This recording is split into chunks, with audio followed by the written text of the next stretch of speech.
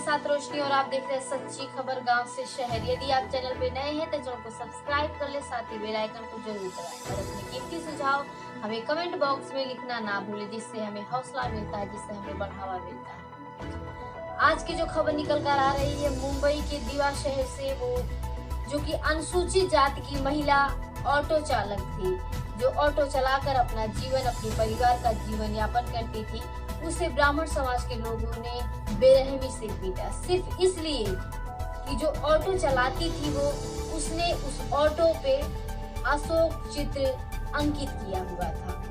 जी हाँ, ये बहुत ही हमारे लिए सोचने का गंभीर विषय है कि हम खुले तरीके से जी नहीं सकते, आजादी का तो नाम ही नहीं है।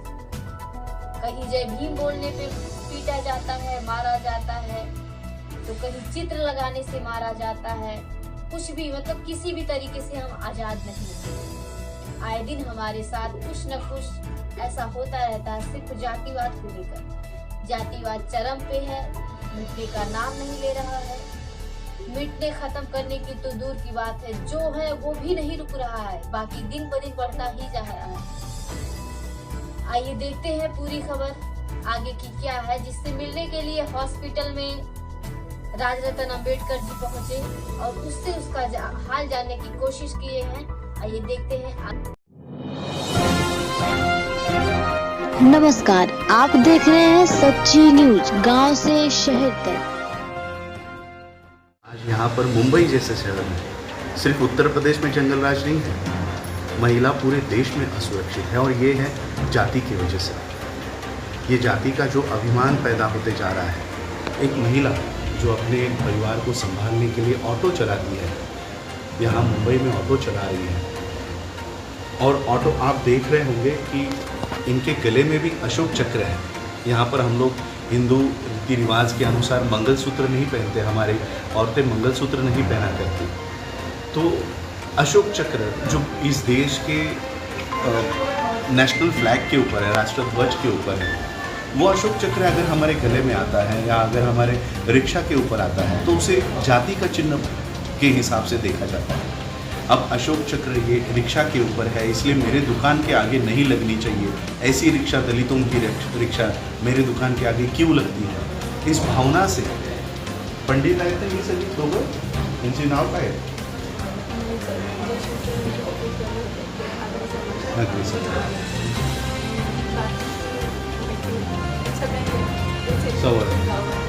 तो ये मानसिकता है कि ऐसे चिन्ह या बाबा साहब के लोग हैं या शेड्यूल कास्ट के लोग हैं या अनुसूचित जाति के लोग हैं, ये लोग अपनी प्रगति भी करना चाहते हैं, आप लोगों के सामने अपने हाथ नहीं फैला रहे हैं।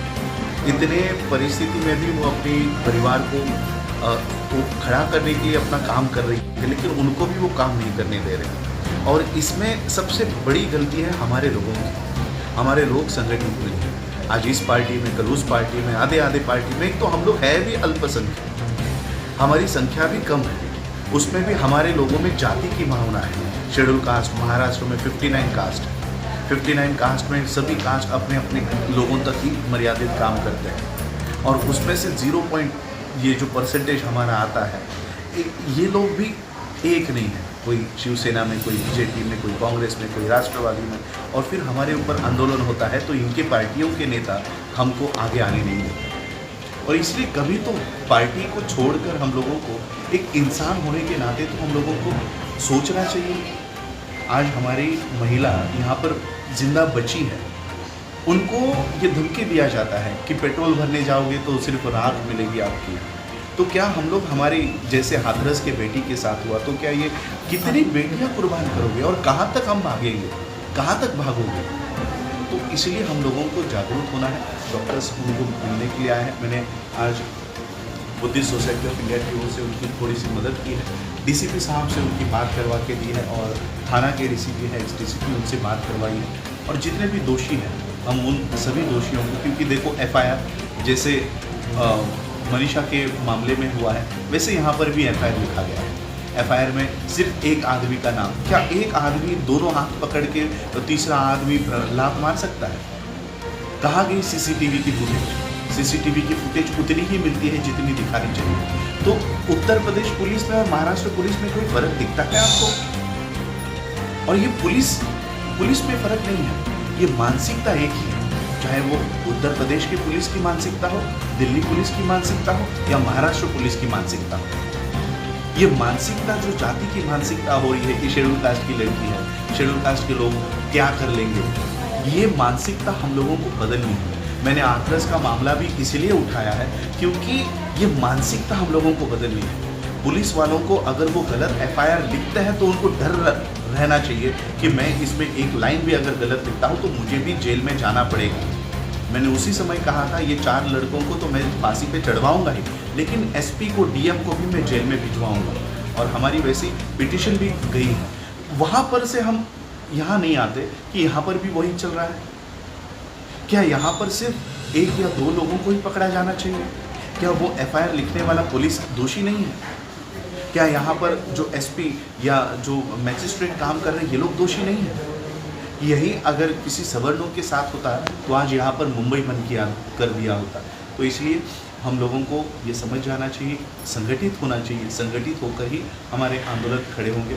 मैं डॉक्टर्स के काम में दखलंदाजी नहीं लेना चाहता, डॉक्टर्स यहाँ पर खड़े हैं, लेकिन मैं अपनी बहन को यहाँ पर ये बताना चाहता हूँ कि आप अकेले नहीं हो। आपने जो मुद्दा उठाया ये अपने इंडिविजुअल मुद्दा नहीं है।